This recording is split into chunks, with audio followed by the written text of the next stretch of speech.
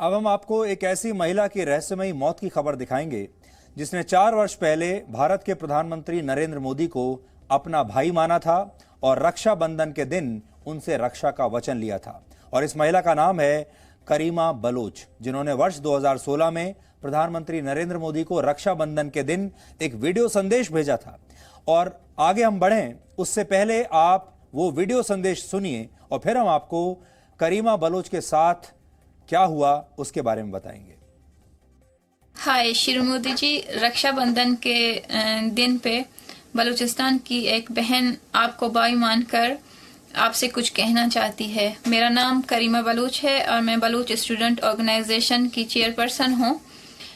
बलूचिस्तान में आज कितने ही भाई लापता हैं, पाकिस्तानी आर्मी के हाथों या मारे गए हैं और कई हजारों की तादाद में लापता किए गए हैं। तो बलूचिस्तान की बहनें आज भी अपने लापता भाइयों की राह तक रही हैं।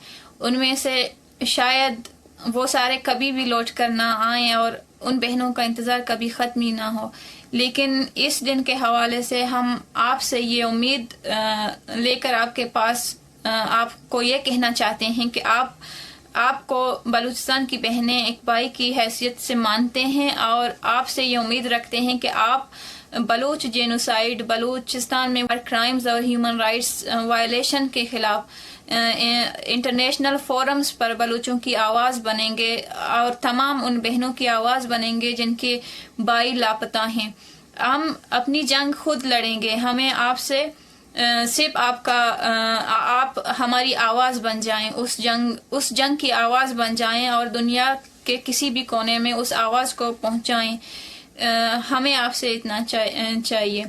और मैंने कुछ गुजराती में लिखा है, मैं वो भी आपसे कहना चाहती हूँ कि आपके अपने ज़ुबान में मैं रक्षाबंधन के दिन आपसे कुछ कहूँगी। जे तमे हमारा बलूचिस्तान नवास्ते खरूचे एनो गनो गनो अभिमान मिन्नतवार। 19 अगस्त 2016 को ये संदेश इन्होंने भेजा था और आप सोचिए आज यानी लगभग 4 साल के बाद जो करीमा बलोच हैं इनकी हत्या हो जाती है। आज ये हमारे बीच में नहीं है।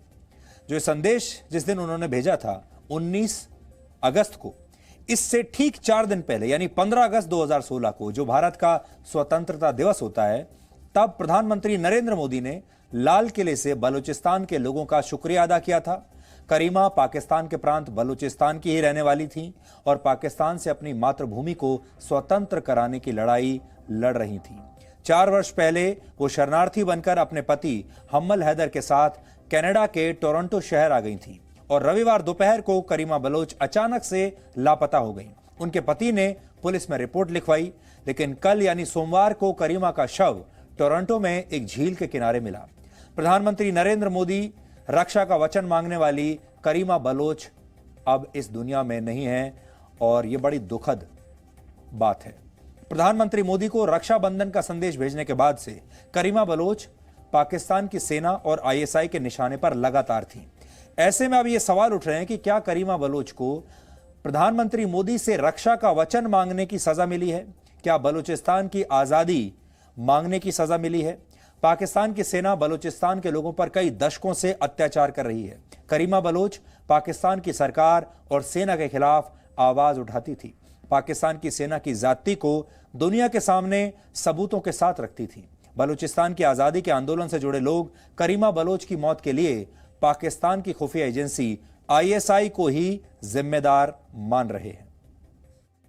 This brilliant lady, Karima Baloch, she was a very strong voice for Baloch rights in United Nations, and her life was at risk. She was one of the highly risk people, and we expected that the United Nations and the government of Canada, they should have been provided a proper protection to people, but we don't see any. So the question is Canada became an open ground for ISI to play here and to kill people? Is Europe now open for ISI to come and kill people?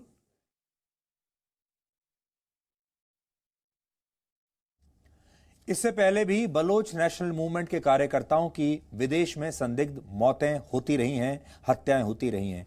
इसी वर्ष मार्च में the Balochistan post के chief editor Sajid Hussain Sweden में लापता हो गए थे और बाद में उनका भी ऐसे ही शव मिला था। करीमा बलोच की संदिग्ध मौत का सच पता करने के लिए हमारे सहयोगी चैनल वियॉन ने टोरंटो पुलिस से बातचीत की और इस बातचीत में टोरंटो पुलिस ने बताया कि वो करीमा बलोच की मौत को संदिग्ध नहीं मान रही है और इस मामले की जांच आपराधिक एंगल से नहीं कर रही है। सोचिए कितनी बड़ी बात है कि वो इसे हत्या मान ही नहीं रहे हैं। करीमा बलोच 37 साल की थी। वो बलोच स्टूडेंट्स ऑर्गेनाइजेशन की अध्यक्ष बनने वाली पहली महिला थी। उन्होंने बलूचिस्तान में महिला अधिकारों के लिए भी बहुत काम किया था और 2016 में दुनिया की 100 सबसे प्रभावशाली महिलाओं में करीमा बलोच का नाम भी शामिल था। उन्होंने बलूचिस्तान में हो रहे मानवाधिकार हनन का मुद्दा संयुक्त राष्ट्र की बैठकों में कई बार उठाया था और करीमा बलोच ने वर्ष 2016 में जी न्यूज के साथ भी एक बातचीत की थी। इस बातचीत में उन्होंने पाकिस्तान की सेना और आईएसआई पर गंभीर आरोप लगाए थे। अपनी जान को खतरा तब भी उन्होंने बताया था और तब करीमा ने जी न्यूज से क्या कहा था आज आपको सुनिए। और कई बार ये बातें सुनकर आपको लगेगा कि कई बार लोग पूरी दुनिया को बताने की कोशिश करते हैं कि उनका जीवन कितना मुश्किल होता जा रहा है, उन पर कितना दबाव है, उनकी जान को कितना खतरा है, लेकिन दुनिया तब उसे हल्के में लेती है और एक दिन वो व्यक्ति आपके बीच में से चला जाता है। और करीमा बलोच के साथ ठीक यही हुआ। 4 साल से वो यही बात कहती आ रही हैं कि उनकी जान को खतरा है और कभी भी कुछ भी हो सकता है। और आज 4 साल के बाद अचानक से ये खबर आती है कि वो इस दुनिया में नहीं है। मैं यहाँ पे अपने लोगों को रिप्रेजेंट करने आई हूँ, लेकिन ये हकीकत है कि बलूचिस्तान में मेरी जान को खतरा था। मेरे घर पे 4 दफा मोर्टर से उन्होंने हमला किया। मेरे घर पे 4 दफा छापे मारे मुझे अरेस्ट करने के लिए। मेरे नाम पे कई केसेस उन लोगों ने झूठे बनाए। जरूरी सवाल तो ये है, सोचने वाली बात कि आईसिस के नाम से या तालिबान के नाम से जितनी भी कार्रवाइयां बलूचिस्तान में उनको कबूल किया गया है, वो सारे एजुकेटेड फिगर्स थे, इंटेलेक्चुअल्स थे या पढ़े लिखे लोग थे। ऐसे लोगों को जो ये इनका ताल्लुक सिर्फ एजुकेशन से था, जो सिर्फ ये चाहते थे कि हम बलूच सोसाइटी को एजुकेट करें।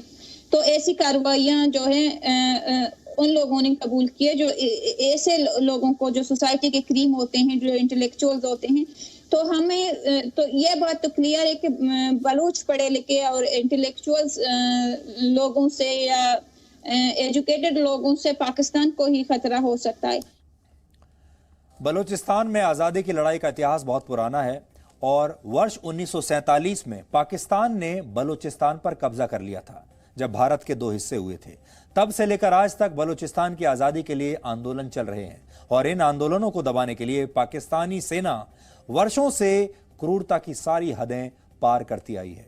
Human rights council of Balochistan की एक रिपोर्ट के मुताबिक 2017 में 1100 लोग वहां से लापता हो गए थे। बलोच नेशनल मूवमेंट नाम की संस्था के मुताबिक जुलाई 2019 में पाकिस्तान की सेना ने बलूचिस्तान में 80 बार सैन्य कार्रवाई की थी। बलोच नेताओं के मुताबिक पिछले 1 दशक में करीब 5000 से ज्यादा लोग लापता हो चुके हैं। बलूचिस्तान में अक्सर लापता लोगों के परिवार वाले प्रदर्शन करते रहते हैं। वो सरकार से लापता लोगों की जानकारी देने की मांग करते हैं। पाकिस्तान की सेना पर लापता लोगों के परिवार वाले आरोप लगाते हैं कि सेना सरकार का विरोध करने वालों को उठाकर ले जाती है और फिर उनकी निर्मम हत्या कर देती है। बहुत सारे वीडियोस भी अक्सर सोशल मीडिया पर सामने आते रहते हैं कि किस तरह वहां पाकिस्तानी सेना अत्याचार करती है, कैसे लोगों की हत्याएं करती हैं, खुलेआम गोली मार दी जाती है। लेकिन आज हम एक और विचार आपके सामने रखना चाहते हैं और पूरी दुनिया के सामने रखना चाहते हैं। जी न्यूज 180 देशों में देखा जाता है, इसलिए अब समय आ गया है कि जिस तरह भारत ने 1971 में पाकिस्तान के 2 टुकड़े कर दिए थे और एक नए देश बांग्लादेश का जन्म हुआ था, तब भारत ने ईस्ट पाकिस्तान के लोगों को न्याय दिलवाया था, उनका साथ दिया था, उन्हें उनका अपना देश बनाकर दिया था और पाकिस्तान को तोड़ दिया था।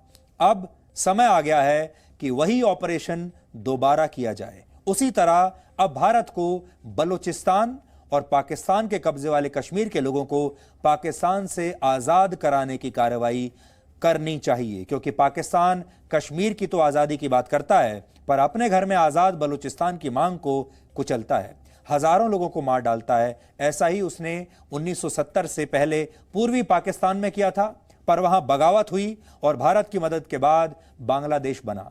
अब एक बार फिर पाकिस्तान के नक्शे में बदलाव की जरूरत है ताकि बलूचिस्तान के लोगों पर अत्याचार रोके जाएं और बलूचिस्तान को आज़ादी मिले। और बलूचिस्तान के लोगों को न्याय दिलाने में सबसे बड़ी भूमिका भारत की हो सकती है, जैसा भारत ने पूर्वी पाकिस्तान के मामले में 1971 में किया था। लेकिन इस बार सिर्फ एक देश नहीं, इस बार एक जगह नहीं, 2 जगहों को आज़ाद कराना होगा। एक है पीओके और दूसरा है बलूचिस्तान।